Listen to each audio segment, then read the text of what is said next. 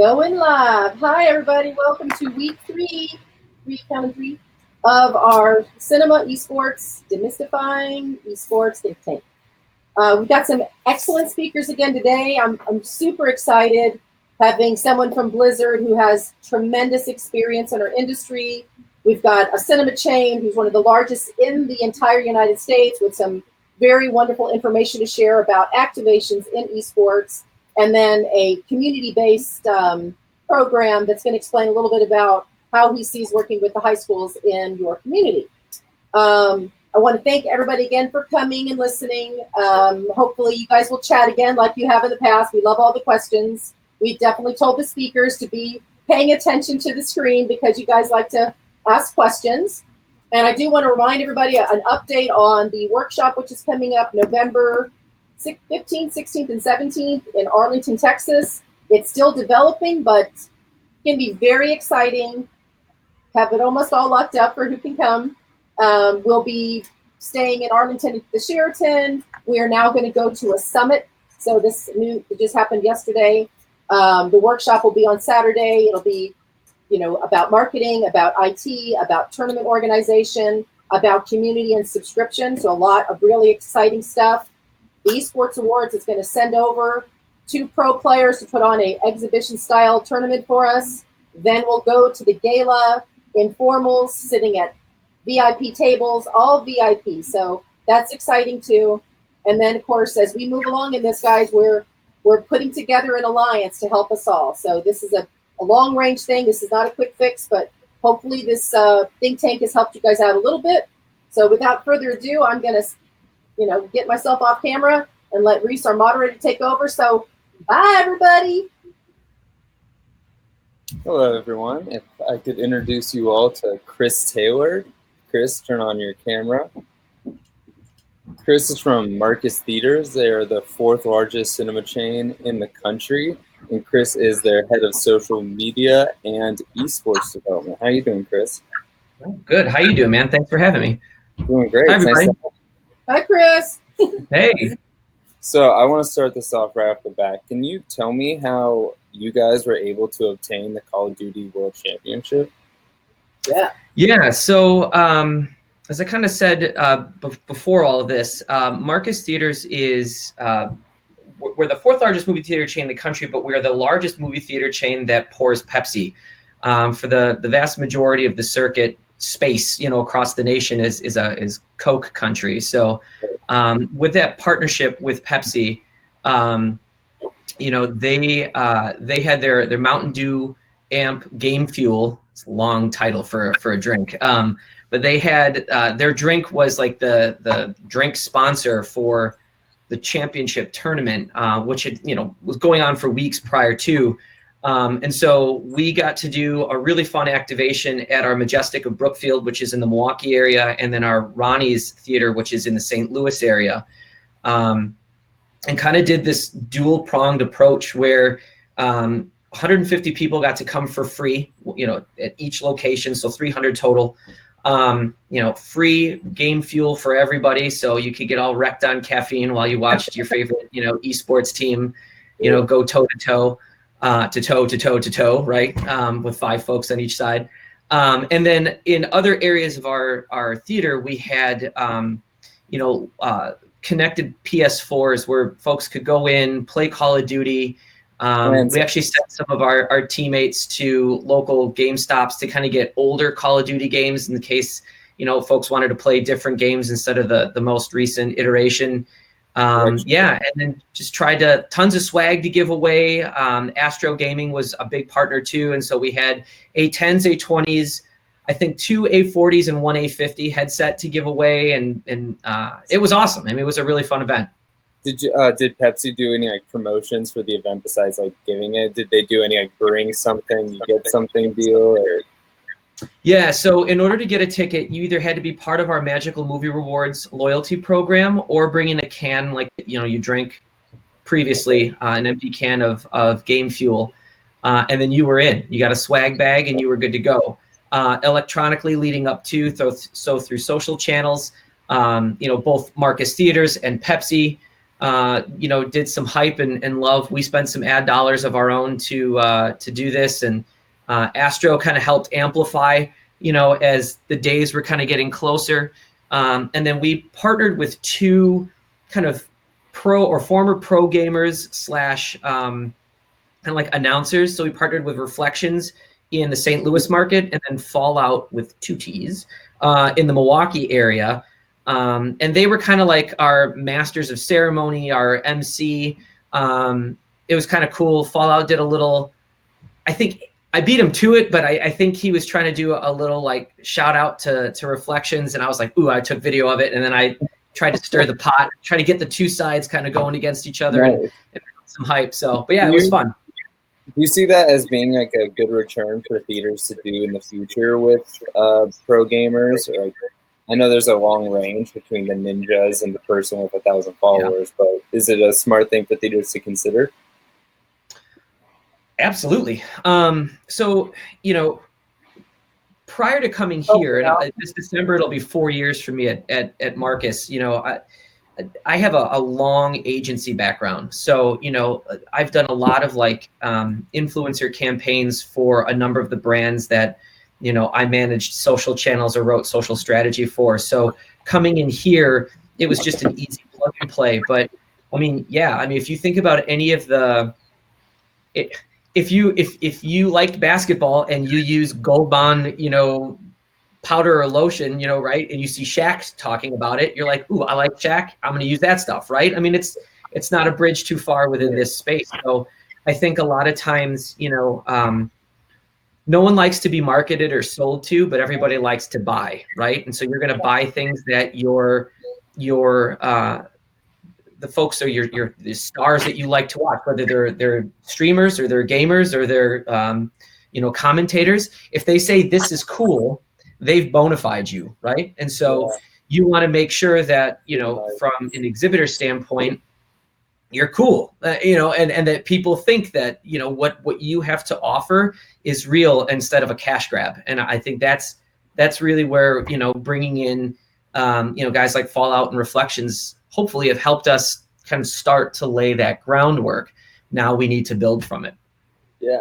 Definitely. I think Elias asked a great question. He wants to understand the event you hosted. Was this a tournament that you ran at your single locations, or was this tournament national and coordinated online? Yeah, so this wasn't a tournament that we ran. And I'll be honest with you, I think we would have been dead before we started. The cinema space is not there yet to do that. So the CWL championships, or the Call of Duty World League championships, this was leading up to this past weekend. So Sunday was the final championship round. They've been doing it, I think, like a week and a half or 2 weeks prior to, and they were streaming it, on the internets, as it were. But we hosted a viewing party for the championship rounds. So like the final, whatever it is, like 4 or 6 teams. Trying to figure out, so the head guys in the losers bracket, and then the winners bracket, and then how they matched up. So we weren't hosting anything. We were just doing a viewing party and then some other event activations outside of the auditorium. So is it strictly a viewing party, Elias asks? Yeah. And that's going to be the case for a lot of theaters, right? In the beginning of this, it's like people will come to you with a tournament or something that's already been verified in the community, so the numbers will also come to you as well. Yeah, I mean that's the thought process for something like this. Because we partner with Pepsi, they laid a lot of the groundwork ahead of time. So by the time it came to us, we were ready to start. Advertising, making sure infrastructure-wise we were ready to go. Internet was crucial. And I know on last week's call, there was somebody in the chat that was talking about, all these HDMI, level internet connectivity things that they've brought into play. And I mean, that's critical. Yeah. We were sweating a little bit leading up to, because the minute you don't have good internet, again, you're dead. So, we wanted there, and there's no respawn, right? I mean, you can't be like, start over. No, it doesn't work that way. How you adjusted your mistakes. 100%. Yeah, I'm actually we're getting some great questions right now, but I'm just going to use this time to quickly introduce Pavel as well, just so we can get him on here, because I think he'd have some great answers to some of these questions. Pavel, you want to hit your mic or your camera? Sorry. So Pavel was the CTO of ShapeMix and then the CTO of Major League Gaming, which was acquired by Activision and Blizzard. He also created the OTT broadcasting platform for Major League Gaming that they still use today. So Pavel, thank you so much for joining us. Thanks for having me. How are you? So really quick, I'm going to go to this question. So this is going to go right back to Chris, though. Probably will be introduced in a sec. Chris, how was the ticketing process for the viewing party different for the movies? Well, the major thing is they were free. We had a certain limited amount. I mean, you can't beat free, right? We had 150 tickets available for each of our locations. So cumulative, it was 300 tickets, but 150 at our Majestic of Brookfield and 150 at Ronnie's. And that cost was predominantly covered by our partnership with Pepsi. So you either had to be a loyalty member, our Magical Movie Rewards loyalty member, and you bring your card, or you bring in a can of game fuel that you drank, so it had to be empty. Hopefully you drank it, right? You didn't dump it outside or something like that. And then you're in. You get your swag bag and you put on your championship T-shirt and you go in the auditorium and jam. And did you provide the swag bag, or did the publisher? That was kind of a dual combination, but yeah, for the most part, that was provided by the Call of Duty World League, Pepsi, and there were some Astro things in there, and yeah. Is it collectible stuff? What do you give them? To be honest, I never got a swag bag. I was kind of hurt about that one. I'm not gonna lie. The wound is still fresh. Just kidding.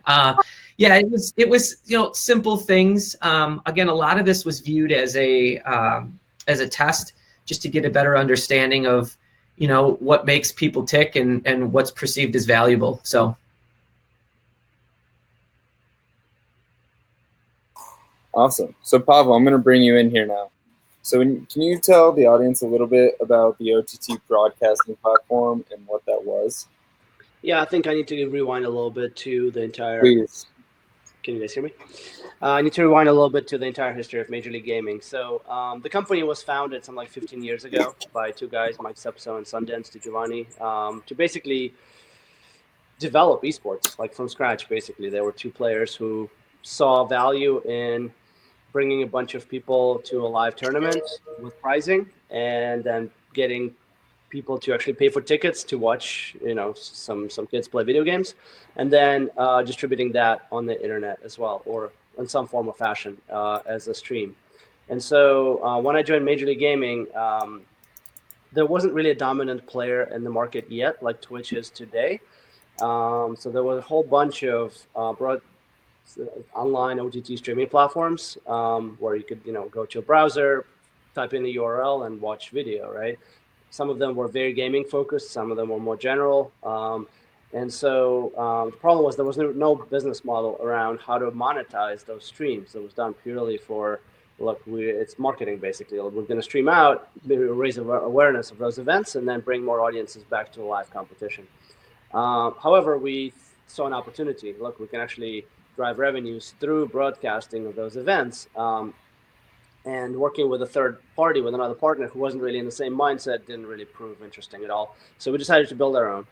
And so that's what we did. So, there's a bunch of technology involved. There's a bunch of tech on site to actually get the streams packaged up and coded. And then, there's a whole complex, architecture for how the stream gets to the user. But in the end, you go to mlg.com, and that's where you can watch, things like CWL and. So basically, you made another version of Twitch in a sense, exactly. A way to do online streaming. Yeah, exactly. And our goal was to drive revenues for our business, obviously. And so that was kind of a major tectonic shift, I would say, from where esports was viewed purely as a marketing activity to a revenue generating activity. And you can see its evolution to its current state with Overwatch League, where there's media rights that bring huge amounts of dollars to the league operations to stream that content. And so to the audience that doesn't know, the Overwatch Arena was made by Blizzard and Activision to host the Overwatch League. It is a massive arena in Burbank. I think it's like 50,000 square feet. And yeah, it holds around 500 people. Do you see that becoming more of a norm for gaming in the country? or is there going to be a large need for a more mid-sized platform? Are they going to be able to go all out for a stadium like Right. that? So what I have seen in the sort of history of esports is it's constantly evolving, it's constantly changing, and as you see the highest profile programs sort of push the new level of popularity and audience attendance, there's more opportunity for the small players as well. So absolutely, I think when I went to Overwatch League finals last year, it was in Barclays Center in New York in Brooklyn. 40,000 people in a venue, packed completely for like 5-6 hours, 2-day event. It was amazing. It was powerful. You can find videos on YouTube, but it was pretty cool. But leading up to it, a lot of that activity was in Burbank. But also with the switch next year, a lot of this will go toward cities that have the teams based in them. So the actual sports owners are starting to either build or partner with venues to Philadelphia, right? Yeah. There's a bunch. Yeah. So it's always evolving, and I think the opportunity for venues is huge to actually run and operate those events because there's a lot of appetite in the market. There's a lot of you look at latest say Fortnite event, right, or CWL. The amount of price payouts are pretty staggering, right? And you see these 16-year-old kids winning like $3 million, right? It creates a lot of excitement for all the other kids to say, hey, look, I play games already. Why can't I go and compete and maybe win a little bit of money, but hopefully become that next superstar player and start to make millions a year? So I think it just helps the entire industry. Can we talk for a second about the needs of production? Because for a theater, if they really wanted to, could host a fighting game, and in that sense, wouldn't really need a game caster because they would really be able to visually see everything that was happening. But then when you move to a video game like Overwatch that has so many moving pieces to tell the true story of what's happening, you're going to need someone a lot more experience behind the game. So can you talk about the different levels of need in production? Absolutely, yeah. So I can start just from the technology needed. As Chris mentioned, internet is absolutely critical. In our venues, we always run primary and backup with a lot of security around internet because these kids are smart, and they will do a lot of things to try to win, cheating. But once you get the technology figured out, honestly, even fighting games, I think it can be a little boring to just watch two people play. Unless you're just friends, right? Major League Gaming used to run these events. They were called the MLG Pro Circuit, where instead of the single IP event that you have now, like Overwatch League, where it's just everyone's watching a single game, it used to be 4 or 5 different competitions happening at the same time in different areas of the venue. And so some of them were team games where you have 5-6 people competing per side, but some of them were one-on-one, something like a fighting game. And you still have a caster to just help raise excitement, kind of play by play, just without it, it's like an MC, literally just getting the audience to that next level, right? So I would say caster is always good to have, like an MC. You can have someone from the community, a lot of it's almost like aspirational. Some of the sort of audience members, it's like talent discovery, right? Some of them think they're good players, but some of them think they can make money as influencers, as producers, as whatever, right? So giving somebody else an opportunity to say, well, you can cast this event, maybe for free, maybe you get a little something, and just participate in it. It's great to kind of give that next level of production to the event. And then if you want to stream online or anywhere, that's a whole new level of production, because at that point you actually need to have video production crew with cameras, with boards and with pre-prepared sort of segments. It gets to a whole new ballgame. But that's what these pro leagues do and invest in, because the viewership is starting to rival pro sports, right? Like Super Bowl type of viewership. So it's everything in between for sure. Cool. So actually, I'm going to use that as a little window to bring in Todd from High School GG, which means I have to jump off the camera. Todd, put your mug on. There you go. Oh, no, you can stay on as well, Pavel. You're more than welcome to. Let's see. There we go. All right, Todd, how you doing? Doing well. Thanks for having me today. Yeah, no worries. So Todd's been in the gaming industry since the early 90s, before it was called Esports. and he's been moving around from different industries, from professional tennis coach to now running highschool.gg, where he's helping kids find a lot of different, helping kids with the curriculum to improve their school's esports league. So we're really happy to have you, Todd. Yeah, thanks for having me. So can you talk about how you think theaters could take advantage of or help out the school system in their slow advancement towards making esports part of their curriculum? Sure. Yeah. I mean, I'll start with a story. Last year we had a pilot season for it's actually a Blizzard game called Overwatch in the Los Angeles area. It came down to two schools that were finalists, and we needed a venue to host a championship. Think of it as equivalent as the homecoming game for football. And I spent about a month trying to find a theater, a movie theater that would host the event. I came in, I didn't know any of you all at the time, so I was coming in as a corporate rental, and I struggled to find a theater that had internet connection. So we ended up actually going with a playhouse. We ended up at a traditional theater hosting an 800-person event, which was double the amount of students that actually attended that homecoming football game. So the market as a whole right now, there's about 2,000 high schools across the country that have some form of organized esports team. There's also over 120 universities, just so you know, that are offering some sort of scholarship now, and that's where the high school market's building from. Is we have colleges out there that are offering full ride scholarships for these student esports athletes. So I think there's a tremendous opportunity.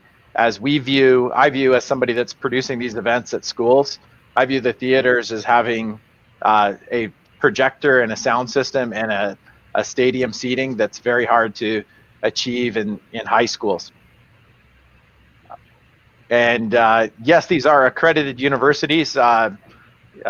UCLA, I worked with the kid last year that's a full ride for a game called Hearthstone at UCLA. But there's schools from Division I schools, Division III schools, NAIA schools, all sorts of schools. And what have you been able to do in Downey and Compton? Are you able to already implement some pretty good programs? Yeah, so academically, and our focus, we're actually a nonprofit, so our focus is on building out a curriculum, a STEM curriculum, STEM and business curriculum that integrates all the lessons learned from esports and teaches these kids real skills, real life skills that are in education market, we call it 21st century skills or career ready skills that put them into any career, not just necessarily a career in esports, but they use esports as an excuse or as a hook to learn event production, marketing, business, finance, and all those hardcore IT skills. So actually in Compton here, just in a couple of weeks, I'm going to head down there. We're doing a PC building workshop. So the kids actually build the computers that they'll be competing on, and they get some industry certifications along with that. And then they compete in a fall season. We also have winter seasons and spring seasons. All these seasons align with athletically what's happening in the high school. And then the students, if they're not competing at the varsity level, if they haven't made the finals, then they might be the person that is the commentator or the casters that we were talking about earlier, or the people behind the scenes running that video production, that video mixing. So there's all sorts of different roles and that can be exposed, and it's really about getting the kids interested, getting them hooked in something that they're already into, and getting them engaged academically. And I'm a Twitch guy here, so I see all sorts of questions in chat. So I do want to encourage any of the cinemas that are listening. We're more than happy to connect with some of these ideas of programs, because knowing that there's somebody out there who's communicating with the students, which is your customer of tomorrow and Pavel's pro player of tomorrow. We'd love to be communicating and helping them have some real world activity in your cinema. So this one's actually maybe for Chris or Pavel. I don't know who has the answer for me right now. But since the average event of an esports game is going to be longer than the average movie, what opportunities do theaters have to find another revenue stream during an event? Well, I think I'll take a stab at that. Feel free to add on if you want, Pavel. I think outside of ticketing, and that's something that, I think can be liquid or it can be fluid depending on what needs to go on. But, as far as covering costs and things like that, but, you have a couple of different things. Obviously there's the concession thing, which I think is like probably the lowest hanging fruit for a theater. Whether you do different kinds of concession bundles with tickets or, if you have a beverage partner that's willing to, discount something, whether it's ices or, certain kinds of sodas or whatever. I think the other thing that you could possibly do, comes into, how you decide to hold any kind of pre-qualification tournaments or things like that, where, you pre-qual at the theater to try to go on to the larger tournament that's, at a later date and time. And that's something that you could probably try to figure out based on infrastructure costs and, what isn't too far out of the realm of normal, because you don't want to price kids out of, or possibly even, older kids to adults, whatever, out of, doing something what they could probably do at home. But then I think on the back end, it's, if you are going to have a higher ticket cost or a higher barrier, pricing barrier to entry, you need to back that up with some kind of loyalty program or some kind of loyalty bonus that makes spending that money more attractive. A, you're getting something for doing something, right, with your loyalty points, but B, you're also providing that experience. A lot of folks will say, and I'm sure for the other exhibitors that are, in the chat, our big claim to fame is you're watching a movie in the dark, but with other people. So it's that kind of juxtaposition of bringing online activity offline with real living, breathing people in a smaller environment. So.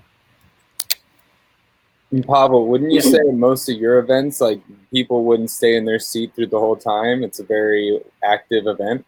Yeah, exactly. So yeah, I would argue that the difference between a movie watching event and an esports event is that the venue is not dark. I mean, it's dark, but not pitch black. And people do move about, right? And the reality of gameplay and watching a game is like any sport, right? There's moments that are really exciting, and there are teams that are really kind of fun to watch. Yeah. Then you have moments which could be kind of slow, and there's time between matches and things like that. And so I can tell you how the tournaments are monetized, not even at Blizzard, because that's a whole new level right now, but back Major League Gaming when it was a little bit more grassroots. So there's a lot of different ways to bring in revenue. And I think it all comes from the fact that people do walk around. They're not just sitting down all the time. And it's a very social experience. Almost nobody comes alone. They all come with their friends. Mm-hmm. And it's always about coming to watch their favorite players, or, another format is where you have an open bracket, meaning people just sign up to play and there's a prize at the end, right? Which means people who are watching are also people who will be playing at some point in the tournament, or they already got eliminated and now they want to see who is going to win. Yeah. And so it's a longer event. It could be an all-day event type of thing, but then you're charging, $500 for a team to enter. And because they're all day, they're always like, they're going to eat 3-4 times. They're going to, there's merchandise, there's sponsorship opportunities. You can, sell things, so. How's the retail been in the Overwatch arena? Again, Overwatch Arena is a bit of an outlier right now because it's very specific to the Swan League with, pro teams. I would argue that something more grassroots is more like what would happen here. And there's always activity. You go to one of the events like CWL or, one of the smaller events, there's people walking around. They're always going to booths with either sponsors or merch sales. People are always buying things. I don't have stats because I'm focused on the tech side, but just observing it, somebody's always doing a purchase. There's always like a little bit of a line at the checkout to buy some merch, to buy some. So and like something that we also do. So part of Major League Gaming, we have this online competition platform called Game Battles, which is where you're at home and you think you're a good player, you can enter it, you can enter an event and pay $50, whatever, and maybe win $1,000 just playing at home. But if you partner with, say, Game Battles or another, there's a plethora of those platforms online. They also have merch. So you can do revenue splits. Maybe you can drive traffic, and also they have a community, and that's the other big, huge bonus. Like some of the events are purely online, but some of them could cross over to a venue where you say, well, we picked the best teams. We need a venue. Well, theaters are great venues, right? So bring some of those top teams to a venue with an audience. And again, there's a lot of these small partnership opportunities because the ecosystem is so large. I think the market is very ripe for this kind of thing. Hey, Pavel, I think I've got a question for you, Pavel. Sure. One of the things we talked about earlier when we first interviewed you explained to us a little bit about how initially esports was just a marketing tool, right, but now it's evolved into a monetization program. And I think that would be something that the cinemas could really benefit from understanding, because we might have to look at bringing something in initially as marketing to then turn it to a profitable program. Could you explain a little bit about how that happened and where you see that going? Yeah, absolutely. Yeah. So esports, kind of older school approach, right? Up until say 5 years ago, it's every company, every IP holder, publisher, they want to build a community. They want to build a following for their games. And so esports is kind of that way of, look, we have the top performers, we celebrate them, and then other people can watch. So like BlizzCon is the top example. BlizzCon is not there to make money. BlizzCon is there to build a community, right? But as sort of the business realized that there's no distinction between traditional sports and esports, sort of from the sort of just how it can be operated, how it can be run as a business, that those newest leagues started to follow the models of the traditional sports like basketball or hockey in terms of their league operations models, and they are turning into straight up standalone businesses that generate revenue on their own, and they've become pretty profitable. And you see the same owners who own NFL teams, basketball teams, whatever, buying teams for things like Overwatch League, right, for huge amounts of money. But there's space for everything, and obviously marketing is still a big part of this. And I'll tell you one more thing, which is very interesting, right? I think, Reese, is to your comment about the fighting games, right? Why you thought it doesn't need a caster. Traditionally, esports has been kind of really an outlet for the most sort of, I'll call them hardcore players of the game, who really know all the ins and outs, to go and participate and like watch each other and maybe learn something from each other, or maybe just socialize, right? And it was very inaccessible, especially when you look at games like Overwatch as a new user or new especially observer, if you've never played a game, to try to understand what's happening. It's crazy what's going on all the time. You have no idea which team is going to win up until it says, well, this team won. And you're like, why?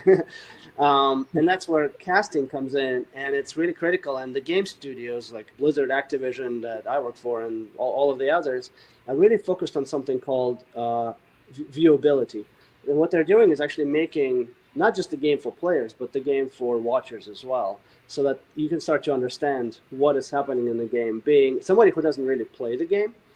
And that's where casting comes in as well. Like, no matter how good you are, the pro players will always be better than your casual player at home, because they spend 10 hours a day playing the game, and they have techniques that you can't know. They have skills, they have like the reflexes that nobody else has. So casters come in and kind of help narrate that story of what the players are doing. That's really interesting, and why they're actually the pros versus kind of, the kid at home. Yeah, and I just wanted to harp on some other points. In addition to concessions happening throughout the 60 to 120 minutes of the event, I think we also have to remember that this device is one of the main reasons why kids stay away from theaters, is that they can't go 2 hours without that device on. And with esports, the phone is allowed in the cinema, or should be allowed in the theater, and it's an opportunity for advertisers and for the cinemas themselves to participate in that ecosystem. You have an opportunity there for 2 hours to have interactive content where your advertisers' messages are reaching those kids in the seat, your existing loyalty programs. And keep in mind, all of these publishers, Blizzard included, have tremendous APIs and opportunities to integrate game content and advertising content directly into mobile. So this is a multi-screen viewing environment. Yeah, to your point, Todd. I mean, when we were hosting the CWL Championship on Sunday, one of the bonuses about having one of our theaters in Milwaukee, because I was there, it's closer to my house or whatever. It was great that I was live. I had both my phones going, watching all the different social feeds and seeing who was talking about what. And I was the first. I always like to be first in line anyway. It's just how I'm wired. But, I wanted to be first to respond, first to hype, first to retweet, first to like, and get folks to continue to share. And that was something that to both yours and Pavel's point, we openly encouraged people to, cheer for Optic or, use their phones at any given time. We had the house lights up just a little bit more so that people could see where their seats were, but see each other. For our Milwaukee location, Fallout was watching in our Dream Lounger recliners with everybody else. So, it was kind of cool in that context that people got to sit with him and talk with him and get an understanding of, who he liked and who he was supporting. But yeah, I think from an exhibitor standpoint, that paradigm shift of getting people, culturally educated away from how these events are different from your average movie, right? You're not going into a dark room to watch the latest drama and be quiet, not say anything. This, you're going to talk with your friends and kind of, razz the other guys or the other team, or if something happens, you want to, oh, that was great. Did you see that? And take pictures. And so it's an interesting culture shift that we have as exhibitors. We have to educate our community that in this case, and it's a lot like boxing too, when we host if any of the exhibitors are on here who, participate with Fathom events, and alternative content, we try to turn the lights up a little bit and make it an event instead of something that you're passively watching quietly. Because if you're watching this on Twitch at home, you're not quiet, and so we want to try to bring that mentality a little bit more into the theater, but you're doing it with more people. I think we just got a really good question from Dusty. Beyond casters, what other staffing needs would be required for cinemas holding viewing events? Good question, Dusty. Yeah. So for us this weekend, I wanted to do an experiment just to see how this would, A, be handled with our staff, but also B, how this would be handled and viewed or accepted, I think is probably the better word, with our guests. So we had this viewing party in a little bit of a smaller auditorium. I think we had about 120 seats, in each auditorium. And, we had about 4 or 5 at one point. I think it was 6, ushers waiting in the wings, just on that entryway, that ramp up as you would go into the auditorium, making sure everybody walked in with game fuel. Anybody who wanted whatever flavor they wanted, they could get it in seconds. They were there to pick up stuff, but I more specifically wanted them to get a better understanding of how concession sales would go. Yeah. I wanted them every hour and a half. Anything I can get you guys. It's, I haven't seen you eat yet today, or whatever. We've got chefs making awesome smash burgers, over at the Real Sizzle, or whatever it is. Anything I can get you. I said almost like you were going to a Major League Baseball game. Instead of yelling beer here, right? Is there something I could get you, to help make the experience more enjoyable? And it turned out to be a pretty good experience. I think folks were appreciative that we were trying to go that extra 1%, right? That's really the difference between someone who wins and loses, is that 1% of effort, attention, paying attention to the small details, etc. We wanted our guests to feel like, you're guests instead of we're here just to do an activation with Pepsi. Nice. And Pavel, when we spoke a little bit ago, you went over the 2 most important parts of putting on an event. Could you go over that again for me? From the theater point of view, yeah, like I said, internet is obviously critical. Staffing wise, and Major League Gaming was basically in the business of putting on events. So I can tell you everything that goes into putting one on. The first thing you do is make sure the technology is there, right? So usually you want more than one internet provider, and you scout the area, make sure the connection is solid. So we have several vendors that we work with that actually bring equipment to the venue if it's a temporary venue to make sure that it's a solid connection. There's redundancy. There's no issues because if you have stage and there's a 2, 3, 4 hour event and internet goes down for half of it, you're gonna have a terrible experience. Yeah. And then, depending on the levels of production, depending on the levels of, how you want the audience to feel, these events, typically think of them as a party. You'd be surprised, but literally they are parties, especially the live ones where you have people playing. There'll be loud music playing. So you need to pick some music that is relevant to A, the game, and B, the audience. The audience will cheer. And if something really cool, like especially a fighting game, I remember we had this in one venue. It was a huge exhibit hall, something like a hall where people typically have car shows, things like that. And there was a small stage with Smash Brothers, which is a fighting game. And you could hear them across the entire venue. When something would happen, you just hear this loud cheering. So just something to be aware of. People will get loud and rowdy. It's a very communal thing for sure. And so security, you need some security because people will get rowdy. So you want to make sure everyone's kind of checking. You get basically teenagers, people come in who's, get very excited by what's going on. I don't know. I can go a lot more, but because we've done this for many, many years. So let me know if it's also, I feel like, important to know the game playing because different games have totally different fans. The Fortnite people are going to be very different than the League of Legends, so it's very important to know the game that's coming. Absolutely, yeah. Call of Duty game fan versus something like StarCraft. Very different people, for sure. And I'm not going to go explain what that means, but... Yeah, you have to make some blanket statements. Well, yeah, and I know that some of the cinema chains, and me in particular, I've had clients before that had 2 cinema chains in the same city.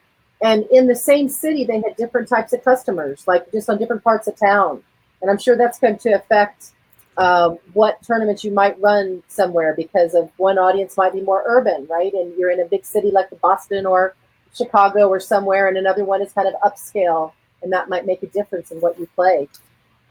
It's still that content thing. Right, yeah, and on the content side, it's very important to keep your nose to the wind as to what's popular, right? These days, Fortnite is definitely setting records in terms of prize payouts. And it's just in generally a very popular game. So I would say Fortnite is great IP right now. Obviously, I work for Blizzard Activision, so our IP is awesome always. Yeah. But it does change. In the tenure of Major League Gaming, even in the time that I was with the company for about 7-8 years now, the types of IP that we supported during our league events, again, before Activision Blizzard, just changed every year, sometimes event to event, depending on which game was popular. The other thing, I think, Heather, you might have kind of hinted at that, is the audience isn't really transferable. If the audience likes one game, it doesn't mean they will like another game. So you're literally targeting marketing to that specific games, to that specific audience. So don't think that, Fortnite's kind of a Battle Royale fighter game. You're going to host another Battle Royale fighter game and you're going to get the same audience. No, they'll only come for Fortnite or Overwatch or whatever. But doing your research can return well in that, right? Because if you find out that, League of Legends people, 75% of them are into cosplay, you can kind of do some crossover events to know your audience, right? Yes and no. Again, what we found is that there's very little crossover. And while the game is popular, the people who are into that game, they put a lot of energy into that game, and that's the only game they'll watch. And the same thing with probably traditional sports, right? If you're into, you might have one top sport and then a couple of. I meant not crossover into games, but into other interests, or even Sure, yeah. Then you talk about kind of what sponsors. You have endemics who cater to that specific audience for that specific game, for sure. And then 100%. You have to know your audience. I have a question for Chris. Have you done any cosplay nights for your theater? It's funny you bring that up. It's something that we've talked about a number of times, and it really kind of depends. I guess I'll answer your question with a very vague word. It depends, right? A couple of years ago, there was a new My Little Pony movie that came out, and I can't tell you how many people, from kids to adults, would come into our theaters dressed up. And that's great. it's something that we definitely want to share. And the same thing could be said for Star Wars. People come in as a Jedi or Sith or, outlaw, like Han Solo kind of characters, etc. So, I mean, yeah, it really depends. I can see that, within the gaming space, and I know Pavel can definitely attest to this, especially like with Overwatch League or Diablo, which I'm a old school Diablo guy. I mean, please come out with Diablo 4, please. Shameless plug, sorry. But that's something that is part and parcel with this culture. I mean, with this community. So yeah, I mean, as an exhibitor, we would definitely welcome that, as long as they adhere to our security protocols, right? Like no masks or things covering your face. We're good to go. Cool. And Pavel, I feel like you've seen that a lot at the Overwatch arena. Just like being there, the fan engagement is incredible. Every time I view it, I see someone just screaming into the camera with like their entire lungs behind them. Absolutely, yeah, and Blizzard fan definitely is an interesting. Blizzard community is an interesting community. BlizzCon, it is basically a cosplay show, right? So Blizzard happens to have that exact audience that is very passionate about the characters, and the characters are very interesting and all different. So I think that's the kind of game you will find a lot of people come. I would say Overwatch has some of the most, like I've seen the most common retail clothing out there. I see people with Overwatch hoodies all the time or keychains. Yeah, absolutely. Yeah, totally. And that's another interesting thing that you hit on. I remember from some market research. So some games, like why do people even like esports, right? I mean, some people participate, like I was talking about, open brackets, where you just join an event to win a prize. You don't come there to watch other people play. You might watch just because you're there, but you come there to participate, and you wait your turn and you participate, and you wait to see if you win or not. And then there are straight up fans who like certain teams or players, right? And like Optic is a great example. They're a huge team that, like whenever they're streaming, the viewership goes up like 2-3x. There are other teams like that too. And they'll have huge merch sales, and they'll drive large audiences to the venue. And then there's actual game, right? And that's game like Blizzard, games like maybe League of Legends, where people are actually fans of the game, and they'll come just because they love the game. It's more of a party to celebrate the game, even not so much the people who are playing. So yeah, you have all these different sort of aspects to why people go to these live events, and you do have to cater based on that IP, and different event formats will bring a different audience and a different revenue possibilities. Hey Chris, did you see the question by Tyler we just got? You said you were able to set up a Call of Duty viewing party due to your relationship with Pepsi. What is the correct process for a smaller theater chain to reach out to these larger companies to set up official viewing parties? Yeah, I think because right now we're so early on in a lot of this from an exhibitor standpoint, and without full disclosure, it's easier for the bigger exhibitors. I mean, and that we struggle against the Regals and the AMCs, just like everybody else, because they're gargantuan. And the Cinemarks, right? I mean, they're huge. I feel bad for the one-off or the 5-plex, smaller chains where it's tough. The best advice I could give is, you're out nothing by asking that question. If you're a Coke or a Pepsi pourer, for example, I mean, there's no reason for you to not be able to ask those questions and see if you can be part of a larger group that's doing this. If you're looking at doing something in-house, I think more grassroots style is probably the best way to go. You're going to try to activate with, some of either the middle to larger-ish streamers that might be in your area. Case in point, I mean, like we teamed up with Ninja before Ninja got big. He lives before he got into his giant house, now his mansion. Now he lived and went to our Gurney, Illinois theater.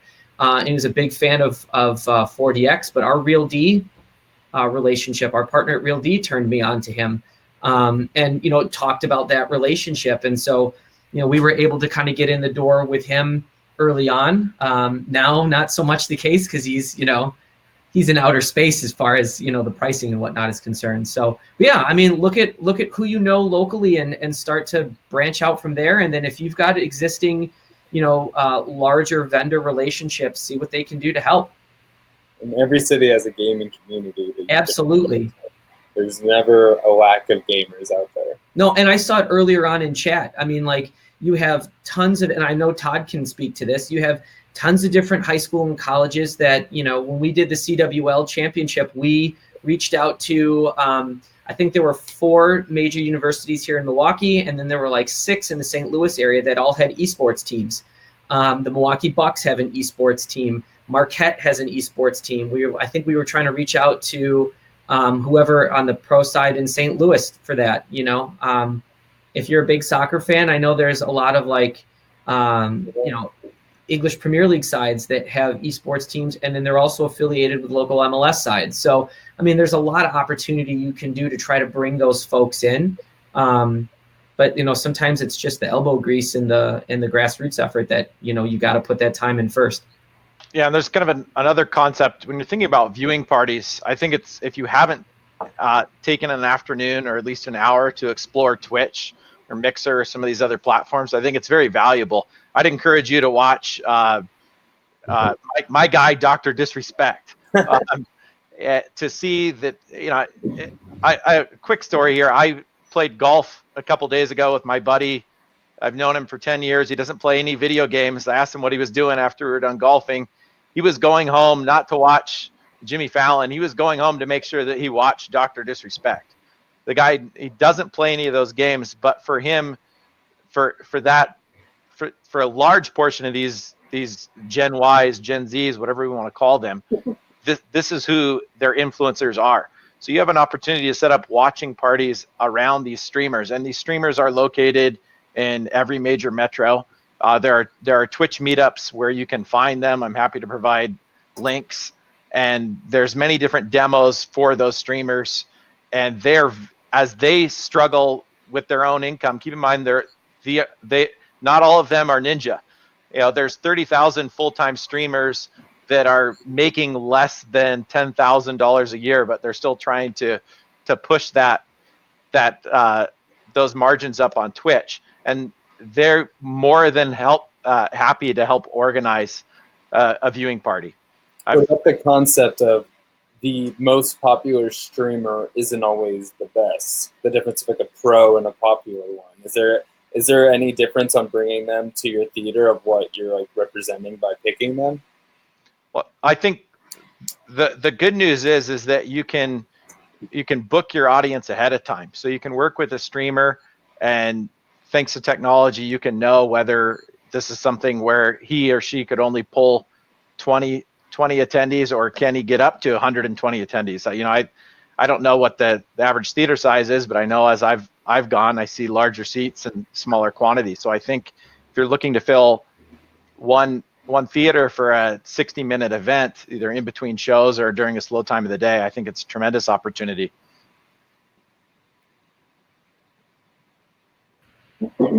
I agree with that 100%. I mean, you know, and to previous question, I think, Reese, you were asking that, you know, you're going to, I mean, think about it in the context of a movie, right? Your horror fan is going to be entirely different than your drama or your action fan. So, you know, Dr. Disrespect's community is going to be entirely different from like Dr. Lupo's community, or, you know, King Athalian's community, or whatever, Professor Broman. I mean, you know, so you really need to make sure like you understand your demographic, but on some games are going to have a wider appeal, you know, like for the Call of Duty, we had folks from all walks of life come in, and, you know, we want to make sure that we celebrate that diversity, because the one thing that unites us all is our love for games, 100%. And then you can make a ton of new friends from, you know, folks from all over. The one thing that connects us together is the internet. So, you know, for someone who might live in a different city, I can go hop online on my PlayStation with you, and we can go jam some Destiny, no problem. So I think that's something that we want to make sure that as we look at influencers or different streamers to come in and build viewing parties around, we want to make sure that we're inclusive as well. Yeah, and you have another class of influencers that I'll just call YouTubers that produce a lot of game content, and the idea of premiering something live in a venue for them works great.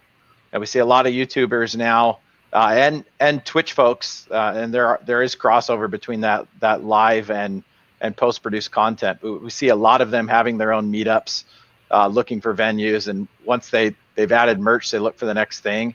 And having a meetup in a theater where food's taken care of and viewing's taken care of is a compelling argument for these folks.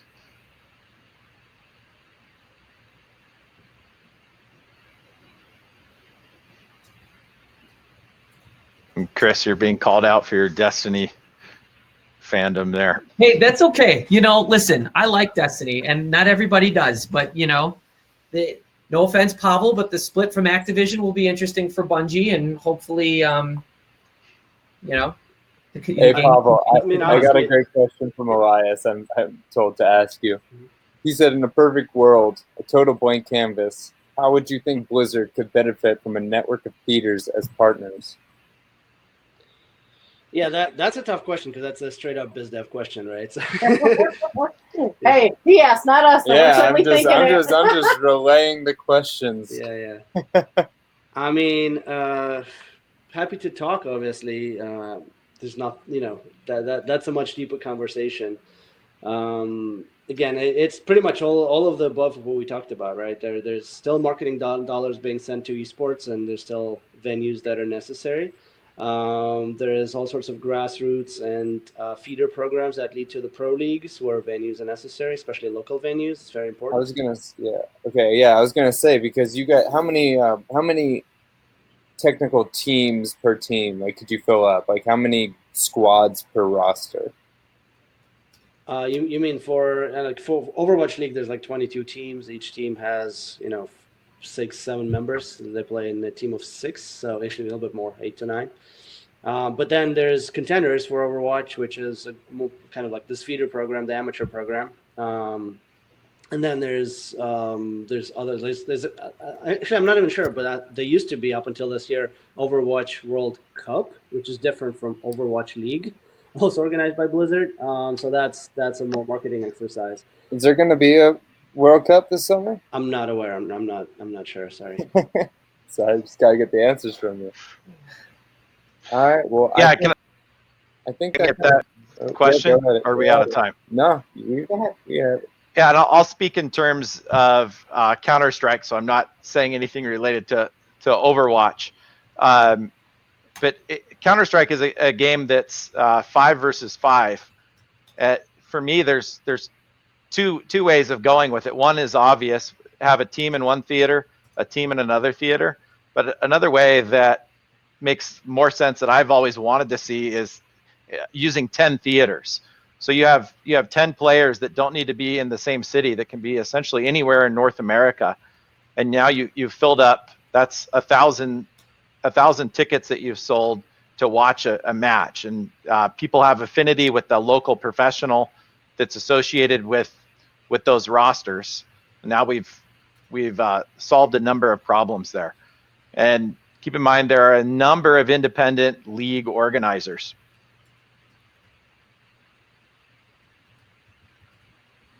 And yeah, I'd like to kind of offline that with you, Corey. The question around financially, it's a huge expense for any theater.